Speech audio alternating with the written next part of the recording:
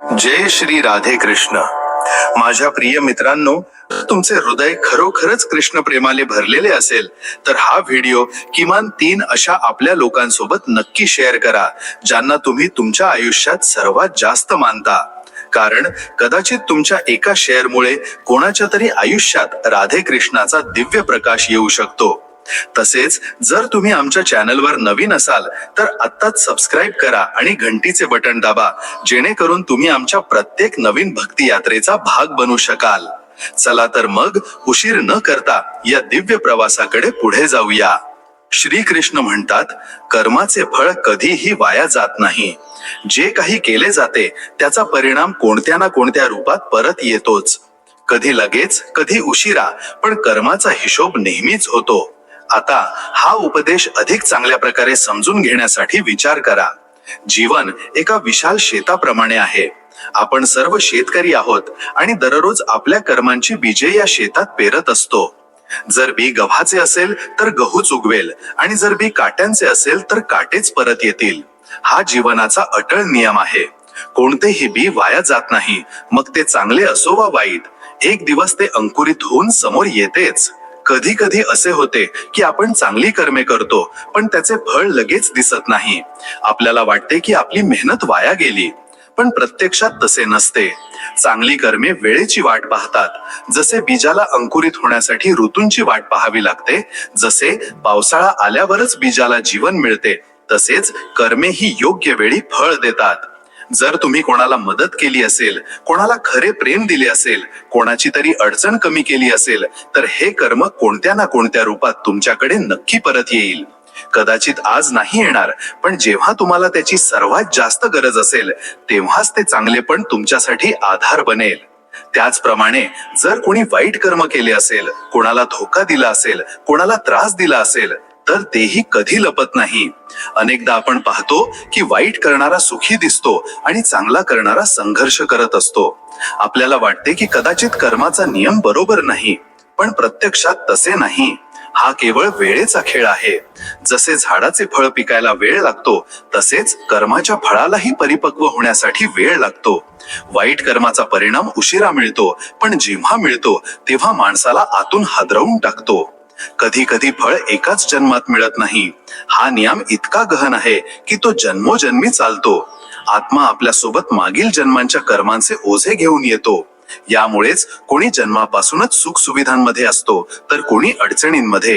हे कोणाचे नशीब नाही, तर कर्मांचा जमा झालेला हिशोब आहे। आता हे एका साध्या उदाहरणाने समजून घ्या। जर तुम्ही जमिनीवरून एक चेंडू वर फेकला तर तो थोडा वेळ वर जाईल, पण शेवटी परत तुमच्याकडेच येऊन पडेल। कर्मे ही अगदी तशीच आहेत। तुम्ही त्यांना कुठेही टाका, ती शेवटी परत तुमच्याच आयुष्यात प्रवेश करतील।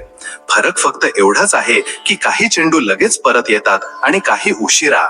या उपदेशाचे सार हेच आहे की माणसाने आपले चांगले काम वाया गेले असे समजून कधीही निराश होऊ नये, आणि त्याचबरोबर हेही समजून घ्यावे की वाईट गोष्ट कितीही हुशारीने केली तरी तिचे फळ एक दिवस समोर नक्कीच येईल। म्हणूनच प्रत्येक क्षणी आपल्या जीवनात अशी कर्मे करत राहावीत ज्याबद्दल उद्या पश्चाताप करण्याची वेळ येणार नाही। कर्माचा नियम ही देवाची सर्वात न्यायपूर्ण व्यवस्था आहे। इथे कोणाशीही पक्षपात होत नाही, कोणतीही लाच चालत नाही आणि कोणालाही विशेष सूट मिळत नाही। प्रत्येक कर्माचा हिशोब आहे आणि वेळ आल्यावर तेच फळ बनून परत येते। म्हणूनच जीवनात जर आपल्याला शांती, सुख आणि प्रेम हवे असेल तर आपल्याला आपली कर्मेही तशीच बनवावी लागतील, कारण आजचे कर्म हेच उद्याचे फळ आहे। आणि श्रीकृष्णाचा हाच गहन उपदेश आपल्याला शिकवतो की कर्मफळाचा न्याय अटळ आहे आणि त्यातून कोणीही वाचू शकत नाही। श्रीकृष्ण म्हणतात, प्रेम तेव्हाच खरे असते जेव्हा त्यात कोणतीही अपेक्षा नसते। जर प्रेम मिळवण्याची इच्छा ठेवली तर दुःख मिळेल, पण जर प्रेम फक्त देण्याची भावना असेल तर तोच आनंद बनेल। आता हा उपदेश समजून घेण्यासाठी आपल्याला प्रेमाच्या स्वभावावर खोलवर विचार करावा लागेल। सामान्यतः जेव्हा आपण कोणावर प्रेम करतो तेव्हा आपल्या मनात ही आशा असते की समोरची व्यक्तीही आपल्याला तितकेच प्रेम परत देईल, तितकेच लक्ष देईल आणि तितकाच आदर करेल। पण जेव्हा तसे होत नाही तेव्हा माणूस दुःखी होतो, तक्रारी सुरू करतो आणि प्रेमाचे नाते हळूहळू ओझे वाटू लागते। यामुळेच अपेक्षा असलेले प्रेम आपल्याला सुख देण्याऐवजी दुःखच देते। खरे प्रेम ते आहे ज्यात घेण्यापेक्षा देण्याची भावना अधिक असते. विचार करा, जेव्हा एक आई आपल्या मुलावर प्रेम करते तेव्हा तिला बदल्यात काहीही नको असते. ती फक्त मुलाच्या सुखाची आणि सुरक्षेची कामना करते. मुलाने तिच्यासाठी कितीही कमी केले तरी आईचे प्रेम कधी कमी होत नाही. हेच प्रेमाचे शुद्ध आणि खरे रूप आहे. जर आईनेही असा विचार करून मुलावर प्रेम केले असते की मी इतके केले, आता हे मला परत मिळावे, तर ते प्रेम राहिले नसते, तो एक व्यवहार बनला असता. माणूस अनेकदा हे विसरतो की प्रेम हा कोणताही व्यापार नाही. व्यापारात आपण नफा तोटा पाहतो, पण प्रेमात जर आपण हीच गणना केली की मी किती दिले आणि मला किती मिळाले, तर त्याचे सौंदर्य नष्ट होईल. प्रेमाचा आनंद तेव्हाच मिळतो जेव्हा ते निस्वार्थ असते. आता विचार करा, जेव्हा आपण प्रेमात अपेक्षा ठेवतो तेव्हा काय होते? अपेक्षेचा अर्थ असा आहे की आपण समोरच्या व्यक्तीला आपल्या आनंदाचा मालक बनवले आहे. जर त्याने आपल्या इच्छेनुसार वागले तर आपल्याला सुख मिळते, आणि जर त्याने तसे केले नाही तर आपण दुःखी होतो. म्हणजेच आपला आनंद दुसऱ्याच्या हातात जातो. ही किती कमजोर स्थिती आहे. पण जेव्हा आपण अपेक्षेशिवाय प्रेम करतो तेव्हा आनंद नेहमी आपल्या जवळ राहतो, कारण आपल्याला फक्त प्रेम द्यायचे आहे, घ्यायचे नाही. खऱ्या प्रेमात आपलेपणा, समर्पण आणि सहजता असते. जसा सूर्य आपला प्रकाश सर्वांना देतो, तो असा विचार करत नाही की कोण मला परत देईल आणि कोण नाही. झाड आपली सावली प्रत्येकाला देते, मग तो त्या तोडणारा का असेना. समुद्र आपल्या लाटा किनाऱ्यापर्यंत पाठवतो, जरी किनाऱ्याने त्यांना परत ढकलले तरी. हे सर्व आपल्याला शिकवतात की प्रेम ही देण्याची गोष्ट आहे, मागण्याची नाही. आजच्या युगात बहुतेक नात्यांच्या कमकुवतपणाचे कारण हेच आहे की ती अपेक्षांवर टिकलेली आहेत. पतीला वाटते की पत्नीने त्याची प्रत्येक इच्छा पूर्ण करावी. पत्नीला वाटते की पतीने प्रत्येक वेळी तिची काळजी घ्यावी.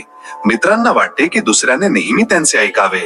जेव्हा अपेक्षा पूर्ण होते तेव्हा नाते टिकते, आणि जेव्हा ती तुटते तेव्हा मनही तुटते. पण जर आपण खऱ्या प्रेमाने कुणाला स्वीकारले आणि विनाट प्रेम केले तर नाती कधी तुटत नाहीत आणि त्यात तक्रारीही राहत नाहीत. या उपदेशाचा खोल अर्थ असाही आहे की जेव्हा आपण अपेक्षेशिवाय प्रेम करतो तेव्हा आपल्याला आतून समाधान मिळते. आपण इतरांना पाहून आनंदी होतो, इतरांच्या सुखात आपले सुख शोधतो. हीच आंतरिक शांती आणि आनंद आहे.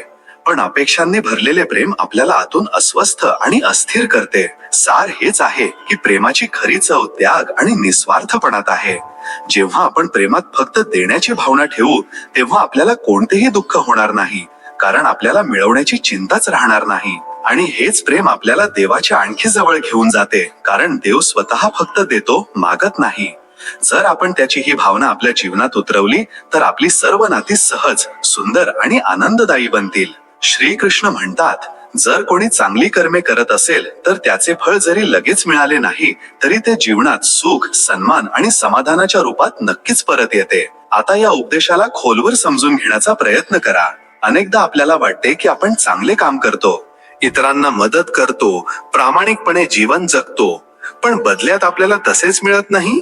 अनेकदा लोक अशा विचार करून दुःखी होतात की आम्ही चांगले केले पण आम्हाला वाईटच का मिळाले. हीच ती जागा आहे जिथे ही शिकवण आपल्याला मार्ग दाखवते. सत्य हे आहे की चांगल्या कर्माचे फळ कधीही वाया जात नाही, पण फळ नेहमी त्याच रूपात परत येत नाही जसा आपण विचार करतो. उदाहरणार्थ, जर तुम्ही एखाद्या गरीबाला मदत केली तर कदाचित तो तुमचे आभारही मानणार नाही, पण तुमच्या या कार्यामुळे जे पुण्य जमा होते तेच भविष्यात तुमच्यासाठी आशीर्वाद आणि सुरक्षा बनून परत येते. संकटाच्या वेळी एखादी अनोळखी व्यक्ती तुमची मदत करेल, एखादा मार्ग आपोआप उघडेल, किंवा तुमच्या जीवनात अशी शांती आणि समाधान मिळेल जे पैशानेही विकत घेता येत नाही. जसा शेतकरी शेतात बी पेरतो, त्याला माहित असते की बी लगेच फळ देणार नाही. त्याला हवामानाची वाट पाहावी लागते, पाणी द्यावे लागते, ऊन आणि वेळ द्यावा लागतो. पण धीर ठेवल्यानंतर तेच छोटेसे बी विशाल पीक बनून परत येते. अगदी त्याचप्रमाणे आपली चांगली कर्मेही आहेत. ती वेळ घेतात, पण शेवटी तीच आपल्याला सर्वात मोठे फळ देतात. हेही लक्षात ठेवण्यासारखे आहे की चांगल्या कर्माचे फळ केवळ बाह्य सुखच नसते, तर आतली शांती आणि समाधानही त्याचाच एक भाग आहे. जेव्हा आपण कोणाला मदत करतो तेव्हा आपल्या हृदयात एक अद्भुत समाधान जाणवते. हे समाधानच सर्वात मोठे फळ आहे जे आपल्याला लगेच मिळते. बाकीची फळे वेळेनुसार आणि वेगवेगळ्या रूपात जीवनात प्रकट होत राहतात.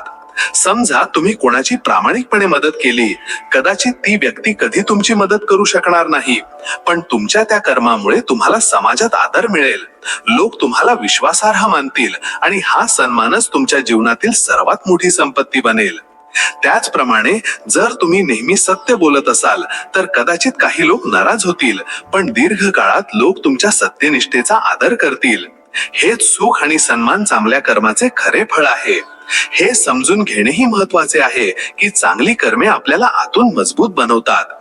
जेव्हा आपण योग्य मार्गावर चालतो तेव्हा आपल्याला भीती वाटत नाही, पण जे चुकीच्या मार्गाने पुढे जातात त्यांना नेहमी भीती सतावत असते की आपला खोटेपणा कधीतरी उघड होईल.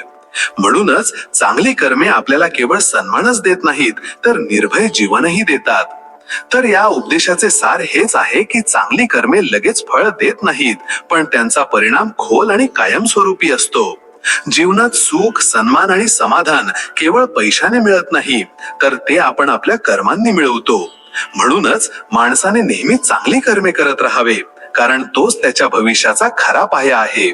श्रीकृष्ण म्हणतात, जीवनातील सर्वात मोठे ज्ञान हे आहे की बदल हाच इथला नियम आहे आणि दुःख येत जात राहतात, पण धैर्यवान माणूस प्रत्येक परिस्थितीत स्थिर राहतो. आता हा उपदेश समजून घेण्यासाठी आपल्याला जीवनाच्या स्वभावावर लक्ष द्यावे लागेल. जगातील सर्वात मोठे सत्य हेच आहे की इथे काहीही कायमस्वरूपी नाही. वेळ कधी एका जागी थांबत नाही, ऋतू कधी एकसारखे राहत नाहीत आणि माणसाचे जीवनही नेहमी बदलत राहते. हाच बदल जीवनाचा नियम आहे. विचार करा, जेव्हा उन्हाळा येतो तेव्हा आपल्याला वाटते की ही उष्णता कधीच संपणार नाही, पण हळूहळू पाऊस येतो आणि मग हिवाळा येतो.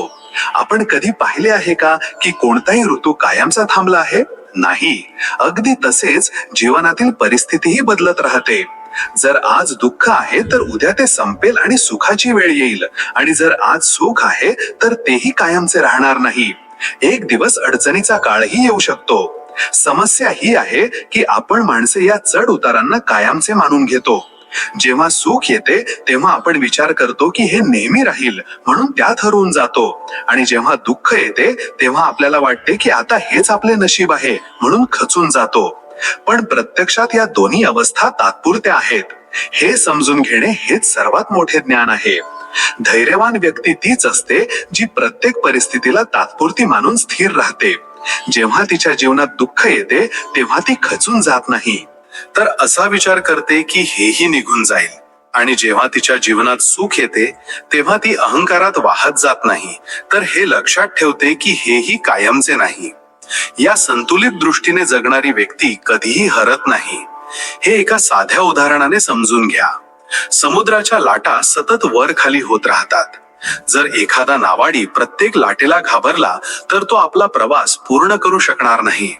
पण जो नावाडी हे समजतो की लाटा येणे जाणे हाच समुद्राचा स्वभाव आहे, तो धैर्याने पुढे जातो आणि किनाऱ्यापर्यंत पोहोचतो. जीवनही याच समुद्रासारखे आहे.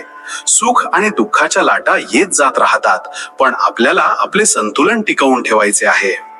आता पहा, जेव्हा दुःखाची वेळ येते तेव्हा अनेकदा लोक धीर गमावतात आणि निराश होऊन चुकीचे निर्णय घेतात. पण जी व्यक्ती धीर ठेवते तीच त्या अडचणीतून शिकते आणि आणखी मजबूत बनते.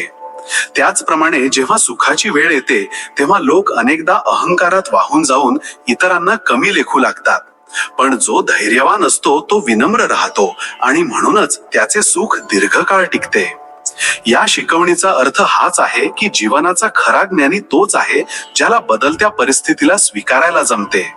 जो हे समजून घेतो की ना सुख कायम आहे ना दुःख कायम आहे, तोच स्थिर राहून योग्य निर्णय घेऊ शकतो, आणि हीच स्थिरता त्याला शांती, यश आणि आनंदाकडे घेऊन जाते. श्रीकृष्ण म्हणतात, कर्मफळाची वेळ निश्चित नसते. कधी ते त्याच जन्मात परत येते तर कधी पुढच्या जन्मापर्यंत त्याचा हिशोब चालतो. हा उपदेश समजून घेण्यासाठी आपल्याला हे जाणून घेणे आवश्यक आहे की जीवनातील प्रत्येक कर्माचा हिशोब आहे, पण त्या हिशोबाची वेळ आपल्या विचारानुसार नसते.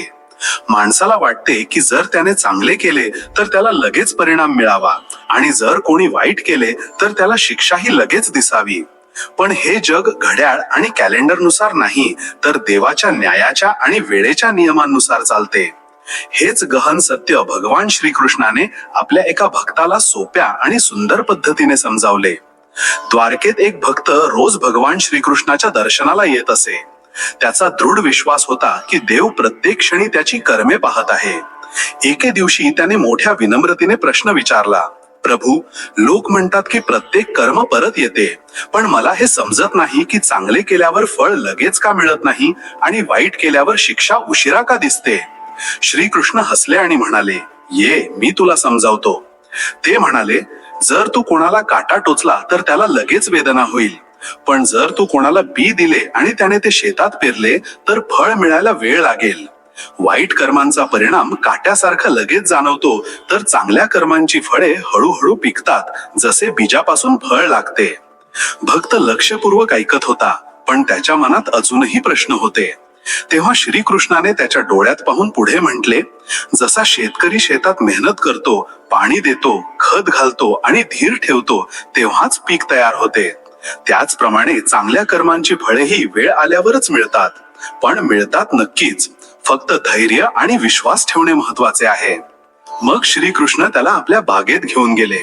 तिथे एक आंब्याचं झाड होते, ज्याला कच्चे आंबे लागले होते. त्यांनी झाडाकडे बोट दाखवत म्हटले, बघ, हे आंबे अजून कच्चे आहेत.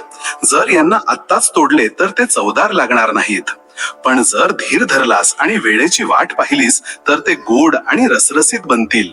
अगदी तसेच तुझ्या चांगल्या कर्मांचे फळही तेव्हाच मिळेल जेव्हा त्याची वेळ पूर्ण होईल. भक्ताच्या चेहऱ्यावर शांती आणि समाधानाचे हास्य आले. आता त्याला समजले होते की प्रत्येक कर्माचे फळ निश्चित आहे, फक्त आपल्याला धैर्य आणि विश्वासाने वाट पाहावी लागते. हेच सार आहे. चांगल्या कर्मांचा परिणाम उशिरा आला तरी विश्वास गमावू नका. वाईट कर्मांची शिक्षा उशिरा दिसली तर न्याय झाला नाही असे समजू नका. वेळेचा तराजू नेहमी संतुलित असतो आणि प्रत्येक कर्माचा हिशोब नक्कीच परत येतो. खोटे बोलून माणूस क्षणभराचा विजय मिळवतो, पण सत्य बोलणारा आयुष्यभराचा सन्मान मिळवतो. पैशाने घर विकत घेता येते, पण कुटुंब आणि आपुलकी फक्त चांगल्या संस्कारांनीच मिळते. चूक मान्य करणे ही कमजोरी नाही, तर खऱ्या माणसाची सर्वात मोठी ताकद आहे. नाती रक्ताने नाही, तर विश्वासाने आणि सत्याने टिकतात. सत्याचा मार्ग जरी कठीण असला तरी त्याचा शेवट नेहमीच गोड असतो. आयुष्य तेच जगतात जे सत्याचा सामना करायला जाणतात. खोटेपणात जगणारे नेहमी भीतीत राहतात. माणसाचे खरे रूप संकटाच्या वेळी समोर येते.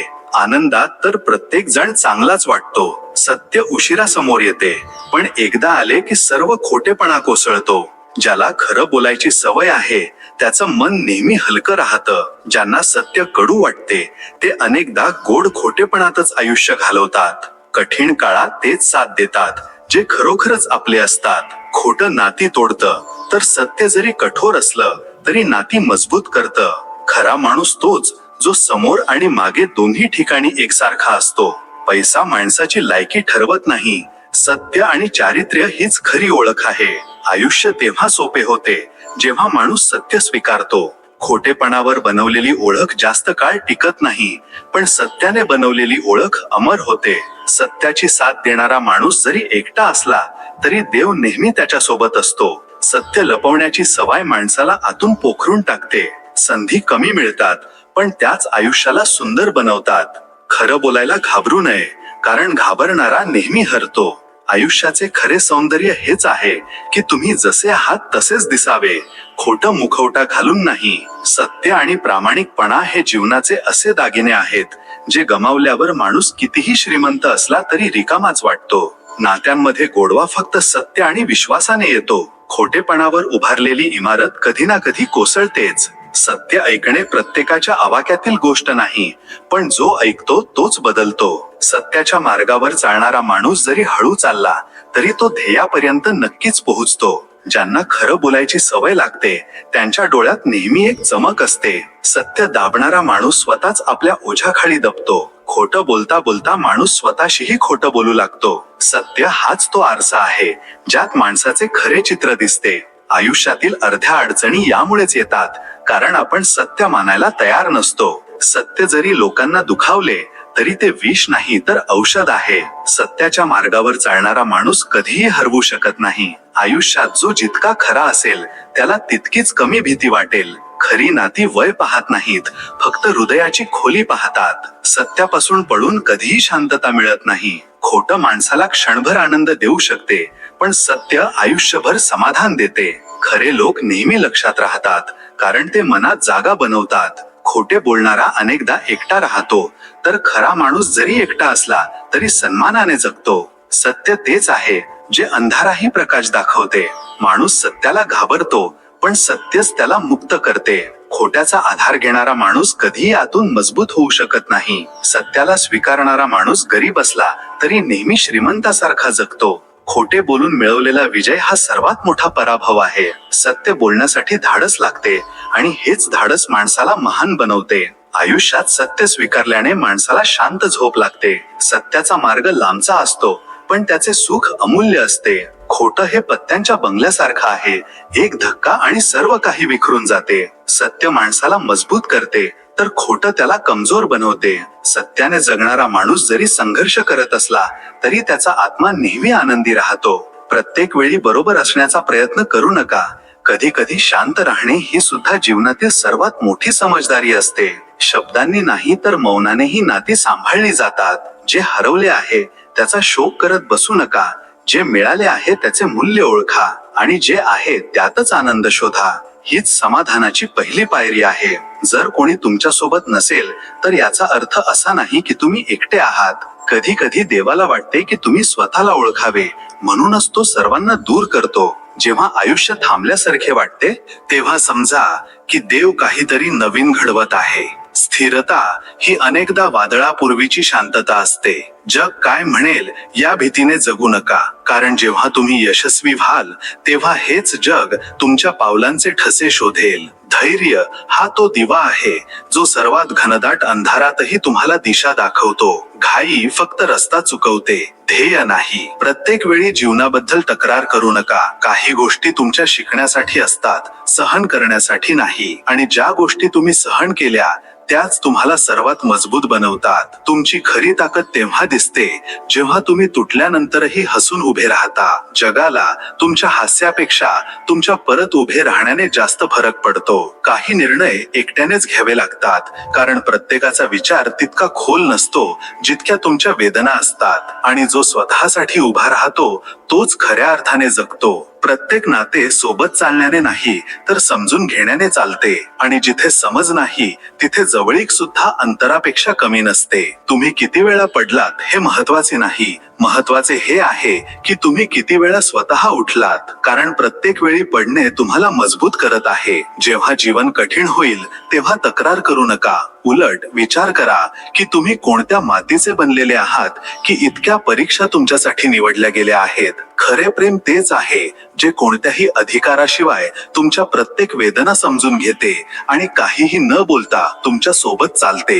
जग बदलण्याचा विचार करू नका, आधी स्वतःला बदला. जेव्हा तुम्ही बदलाल तेव्हा तुमची दृष्टी बदलेल, आणि तोच सर्वात मोठा बदल असेल. शांती तिथे मिळत नाही जिथे गोंगाट नसतो, तर तिथे मिळते जिथे मन आतून शांत असते. अनेक लोक बाहेरचे जग बदलू पाहतात, पण खरा बदल तेव्हा येतो जेव्हा आपण आपल्या आतली घालमेल समजायला लागतो. ज्या दिवशी तुम्ही हे समजून घेतले की सर्व काही तुमच्या नियंत्रणात नाही, त्या दिवशी तुम्ही जीवन स्वीकारायला शिकलात. स्वीकार करणे म्हणजे हार नाही, हे तर एक खोल आत्मबळ आहे. प्रत्येक नात्याला वेळ लागतो, पण काही नाती वेळेसोबत दूर होतात, जेणेकरून तुम्ही स्वतःशी जोडू शकाल. जो निघून गेला तो एक धडा बनून राहिला, आणि जो सोबत आहे ती आत्ताची संपत्ती आहे. माणूस जेव्हा आतून रिकामा असतो तेव्हाच तो इतरांना कमी लेखण्याचा प्रयत्न करतो. आपल्या आतला खरा आत्मविश्वास हेच जगाच्या प्रत्येक टीकेला सर्वात मोठं उत्तर असते. ज्यांना स्वतःवर विश्वास असतो त्यांना कोणाच्याही आधाराची गरज नसते,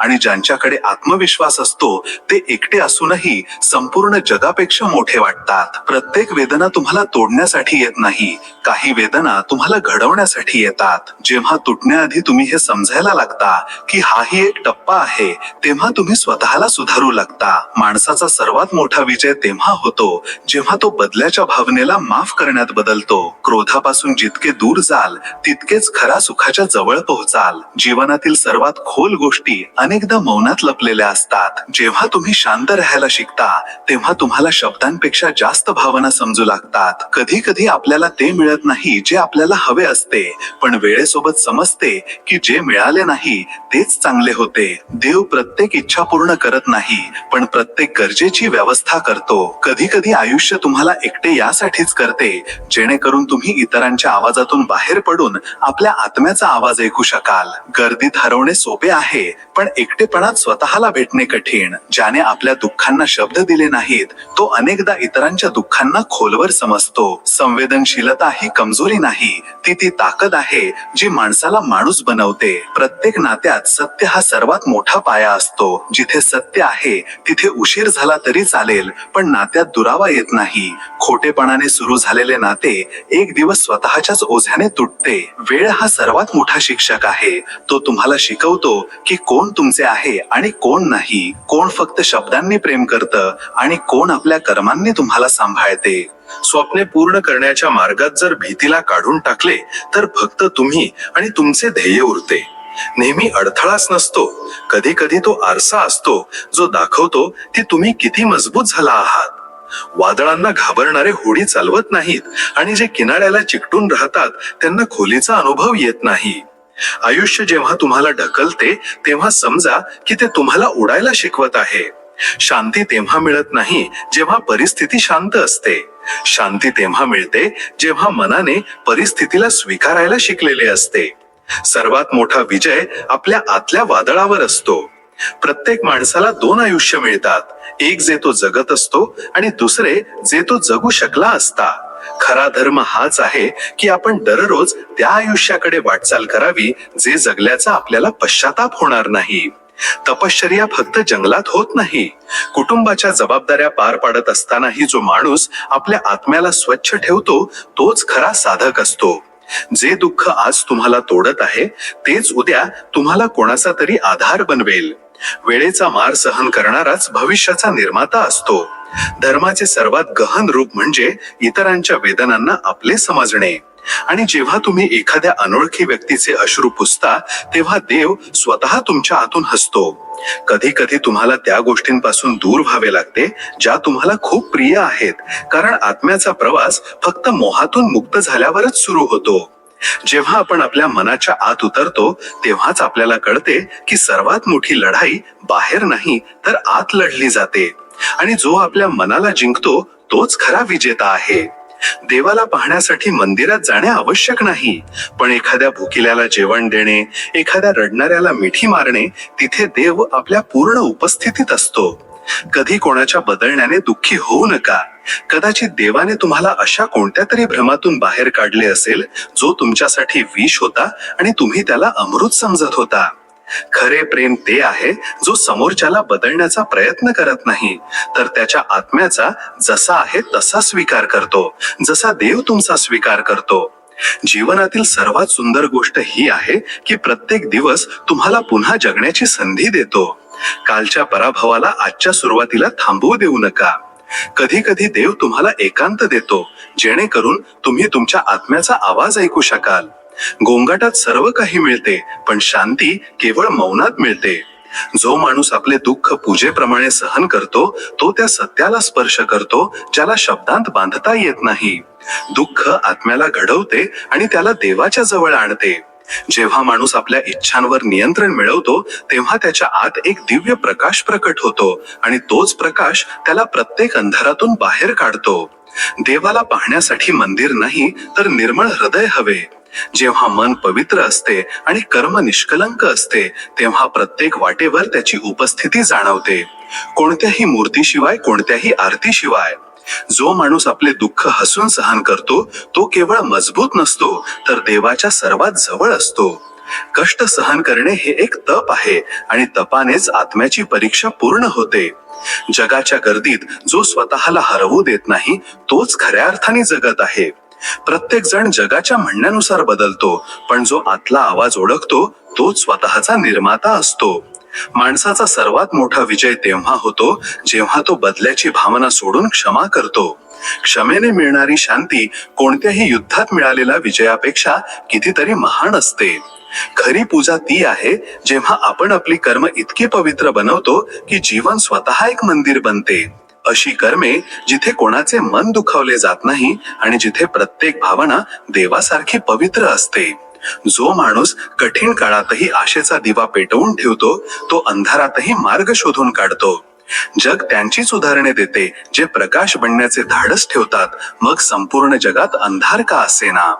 कधी कधी देव आपल्या जीवनातून काही लोकांना काढून टाकतो कारण त्याला माहित असते की त्यांची साथ आपल्या विकासात अडथळा बनत आहे.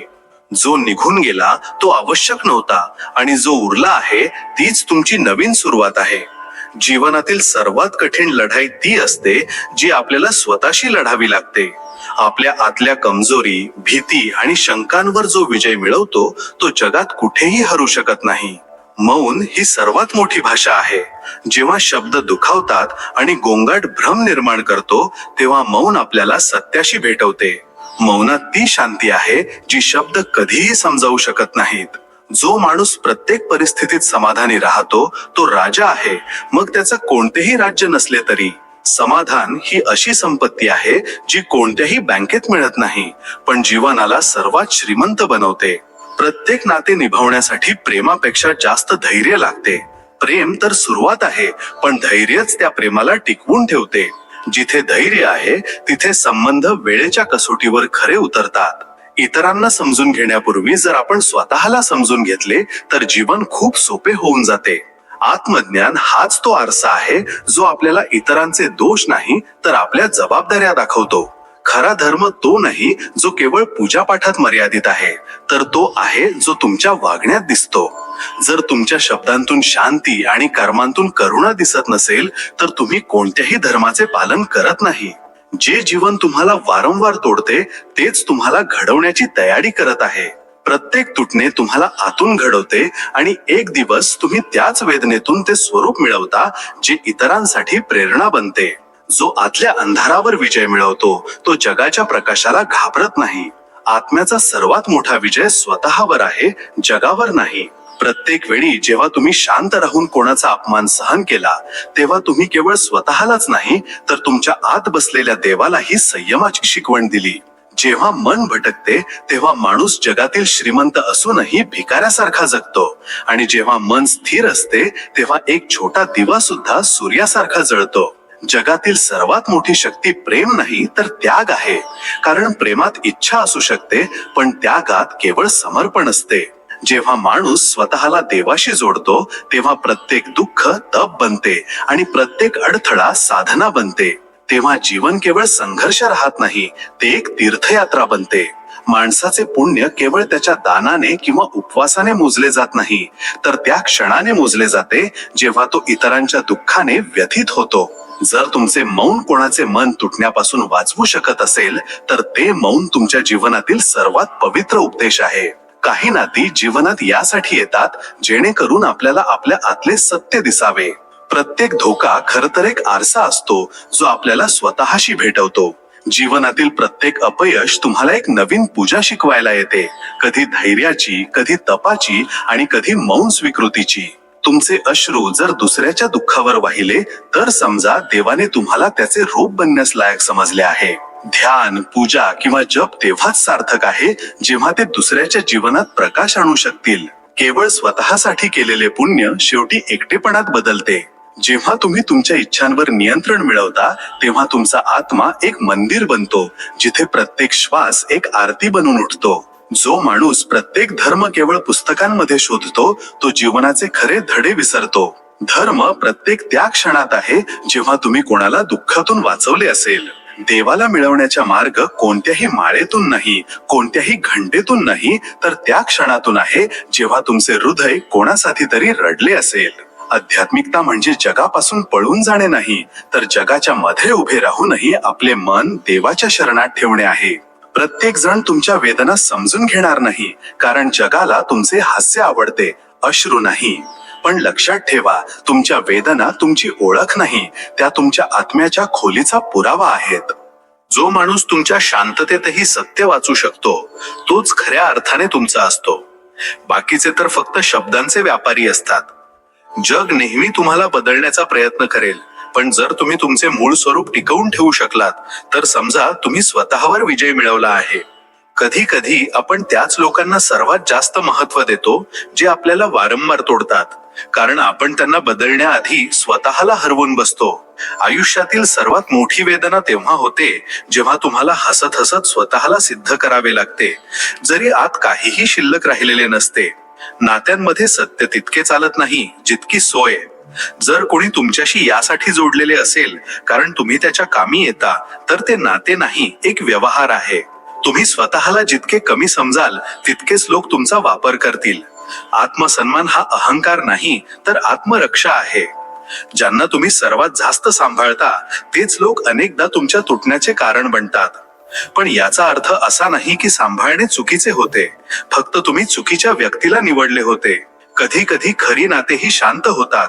प्रेम कमी झाले म्हणून नाही, तर आता शब्दांनी नाही, मौनाने जोडणी शिल्लक आहे म्हणून. प्रत्येक वेळी बरोबर असण्याची गरज नसते. कधी कधी स्वतःला चुकीचे मानणे हीच सर्वात मोठी जीत असते, कारण यामुळे तुम्ही तुमच्या आतली शांती वाचवता. जे लोक इतरांसाठी सर्व काही सोडून देतात तेच लोक नंतर स्वतःला सर्वात अपूर्ण समजतात. म्हणून स्वतःसाठीही एक जागा ठेवायला शिका, नाहीतर तुम्ही स्वतःपासूनही दूर जाल. समजदार बनणे चांगले आहे, पण इतकेही नाही की हृदयच दगड बनून जाईल, कारण भावनेनेच आत्म्याची ओळख होते. कधी कोणाच्या बोलण्यातून नाही तर त्यांच्या शांततेतूनही खूप काही समजून घेता येते. फक्त आपल्याला ऐकण्याच्या सवयीच्या पुढे पाहण्याची सवय लावली पाहिजे. तुमच्या स्वप्नांची उंची कोणाला बोचत असेल तर त्यांना कापू नका, फक्त उडत राहा. वेळ आल्यावर तुमचे उड्डाणच सर्वांचे उत्तर बनेल. तुमच्या वेदना, तुमचा संघर्ष आणि तुमची कहाणी कोणत्याही पुस्तकात लिहिली जाणार नाही, पण जो तुम्हाला समजून घेईल तो तुमच्या डोळ्यात संपूर्ण आयुष्य वाचून घेईल. ज्या दिवशी तुम्ही तुमच्या त्रासांना तक्रारीऐवजी शांततेने सहन करायला शिकलात, त्याच दिवसापासून तुम्ही जीवन जिंकायला सुरुवात केली. कारण खरी ताकद कधी आवाजात नसते, ती तर त्या मौनात लपलेली असते, जे सर्व काही सहन करूनही हसते. काही नाती यासाठी तुटतात कारण आपल्याला नेहमी वाटते की दुसऱ्याने आपल्याला समजून घ्यावे. पण जेव्हा आपल्याला हे समजते की प्रत्येक जण आपल्यासारखा अनुभवू शकत नाही, तेव्हा आपल्याला स्वतःला समजावण्याची कला येते आणि तिथूनच शांती सुरू होते. जगातील प्रत्येक ते नाते जे तुमच्या दुःखात तुमच्यासोबत उभे राहत नाही ते दिखाव्याचे असते.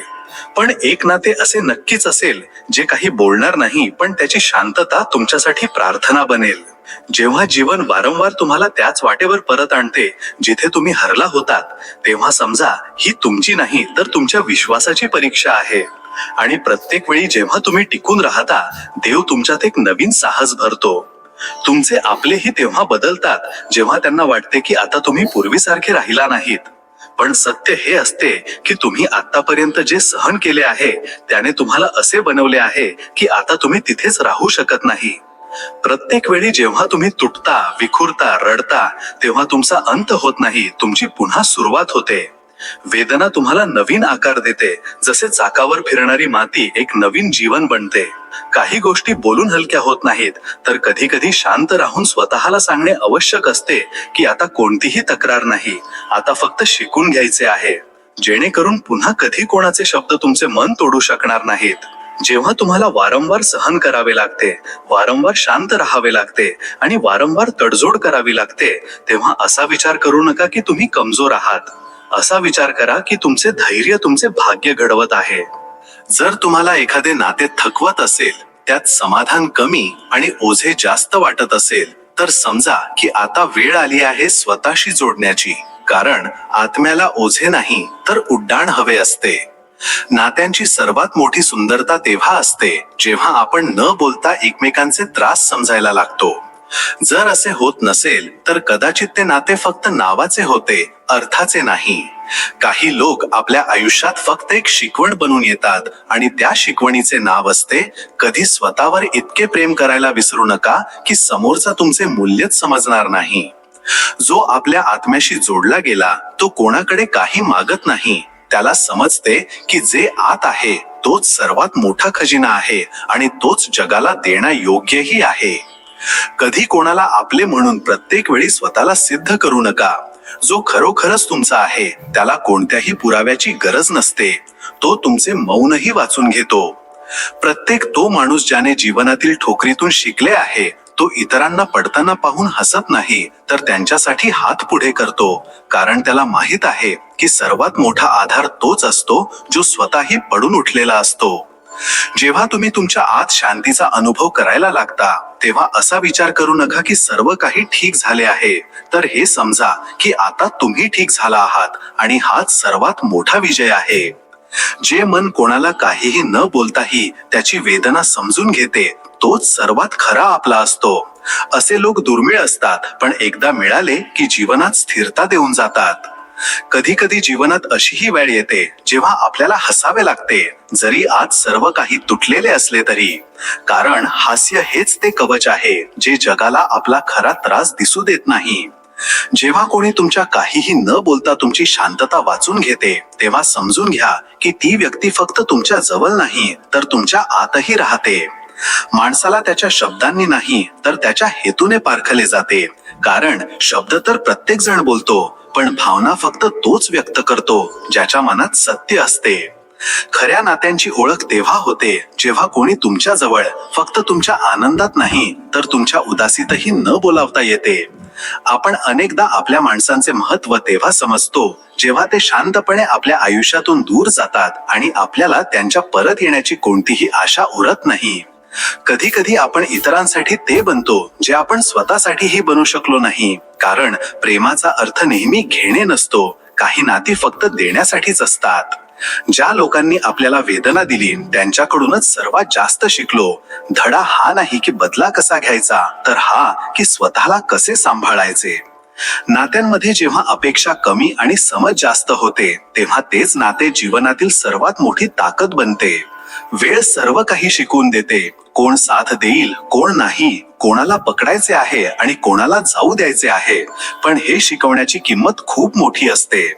अनेक लोक आयुष्यात येऊन शिकवून जातात की खरे प्रेम काय असते, आणि अनेक लोक हेच समजावून जातात की प्रेमातही धोका होऊ शकतो.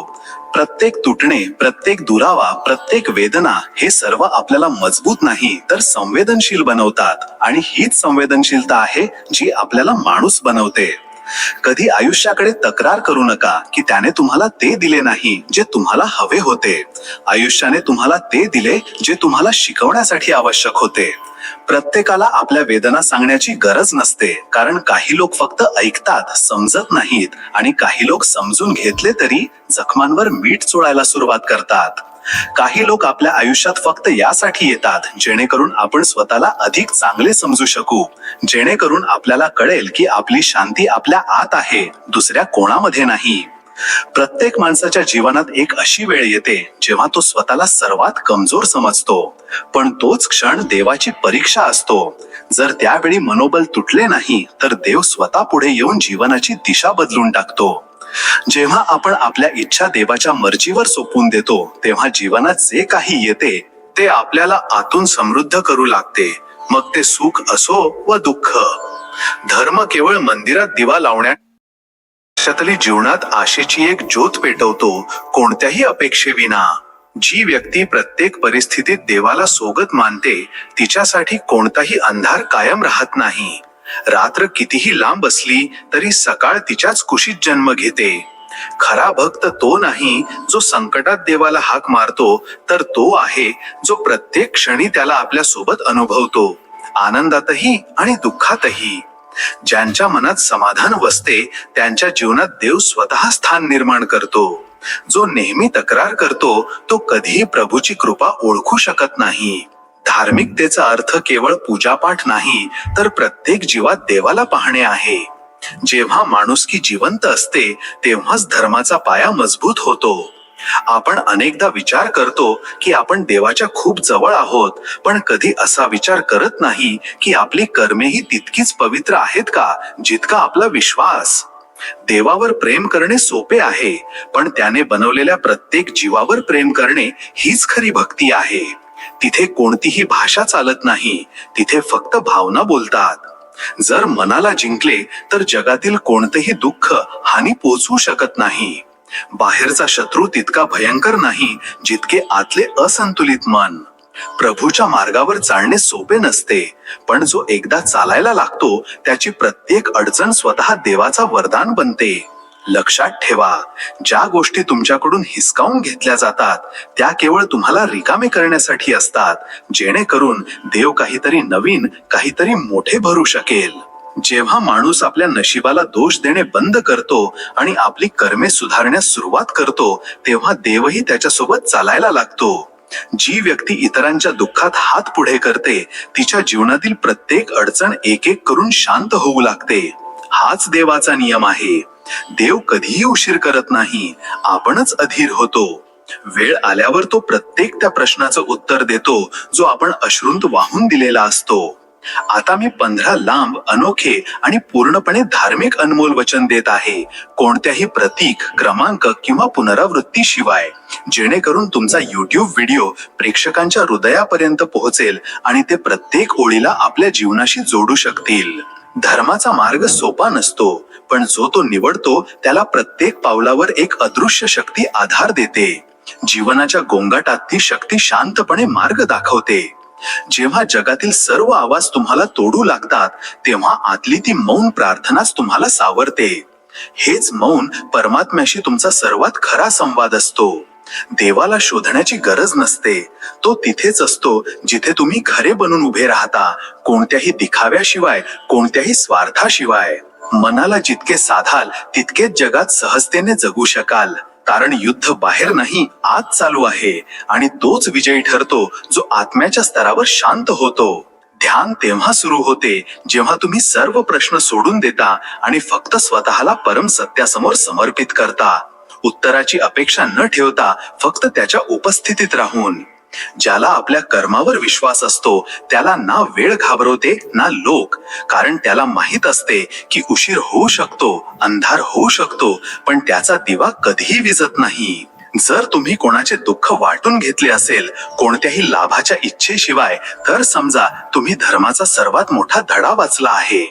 ती प्रार्थना सर्वात प्रभावी असते जी अश्रूंतही श्रद्धा टिकवून ठेवते, कारण श्रद्धा तेव्हाच खरी असते जेव्हा परीक्षेच्या वेळीही तुम्ही देवाला दोष देत नाही. समाधान हे ते आभूषण आहे जे बाहेरून विकत घेता येत नाही.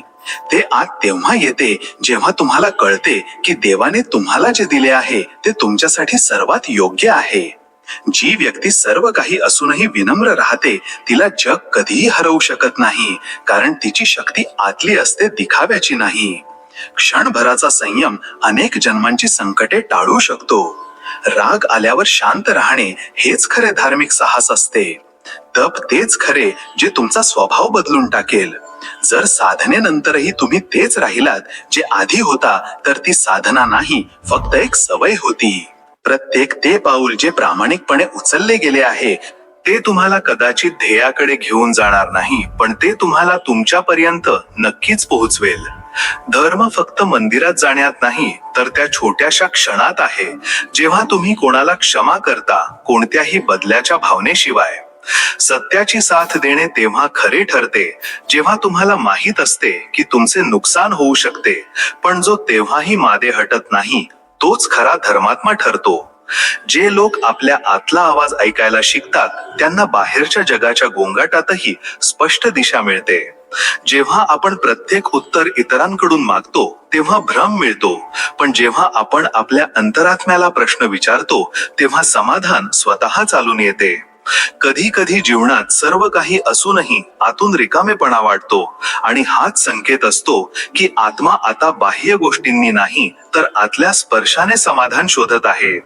त्या क्षणाला ओळखा, कारण तोच तुमच्या प्रवासाचा खरा वळण बनू शकतो.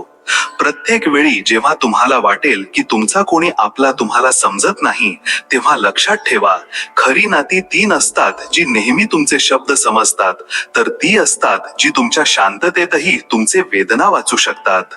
ज्या दिवशी तुम्ही इतरांच्या तुलनेत स्वतःला चांगले बनवला लागाल, त्याच दिवसापासून तुमची खरी प्रगती सुरू होईल. जगाच्या मानदंडांनी नाही, तर आपल्या मनाच्या शांतीने आपले यश मोजा. जर कोणी तुमच्या मदतीशिवाय आनंदी असेल तर त्याला वाईट मानू नका. खरे प्रेम हे विचारत नाही की कोण सोबत आहे, तर हे समजते की कोण स्वतंत्र राहूनही तुमच्यासाठी जागा बनवून ठेवतो. प्रत्येक माणूस आपल्या आयुष्यात कधी ना कधी असा वळण पाहतो जिथे सर्व काही तुटताना दिसते, पण तेच तुटणे पुढे जाण्याचा सर्वात मजबूत पूल बनते.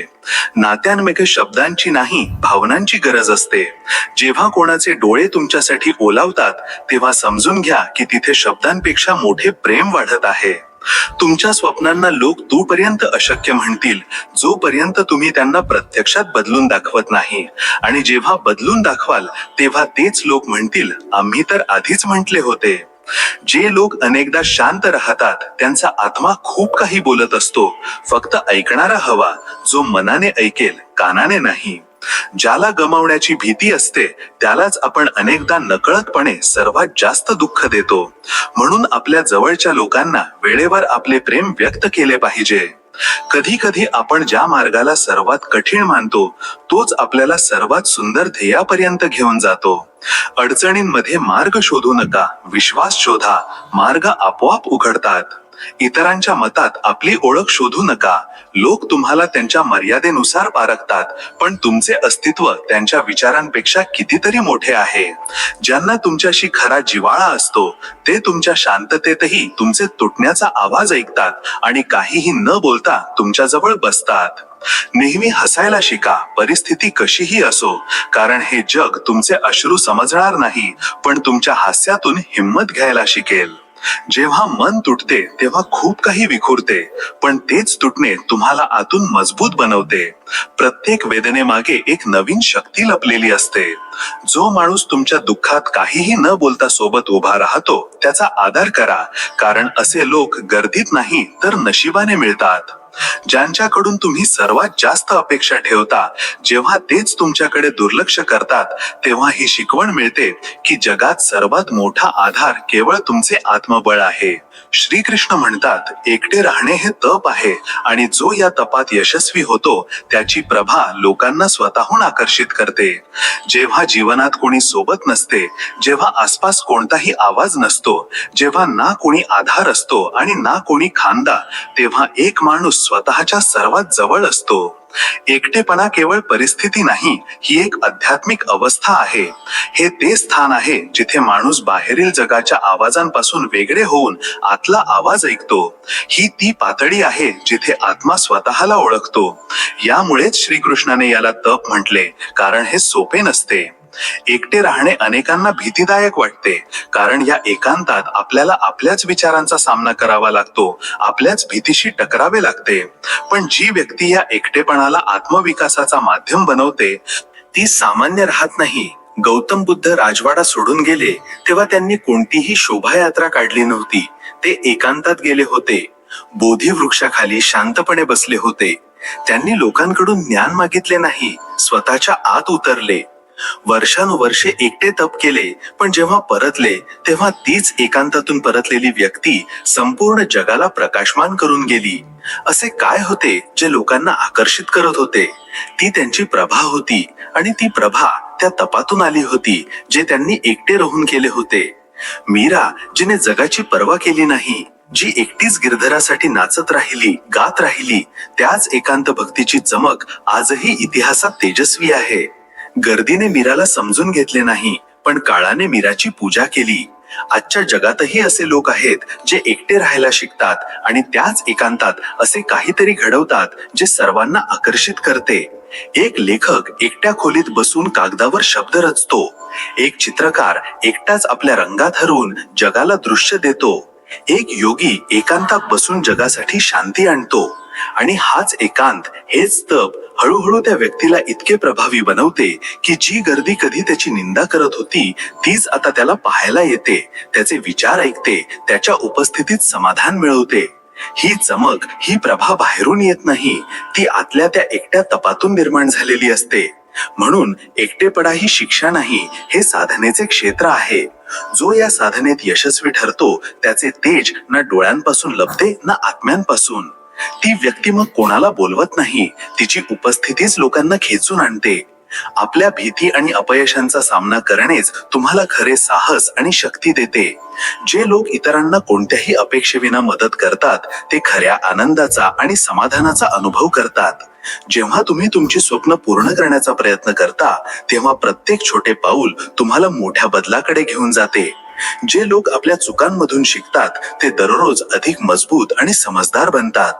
खरे प्रेम आणि सन्मान कधीही दिखाव्यावर किंवा स्वार्थावर आधारित नसतो, तो केवळ देण्यात आनंदी असतो.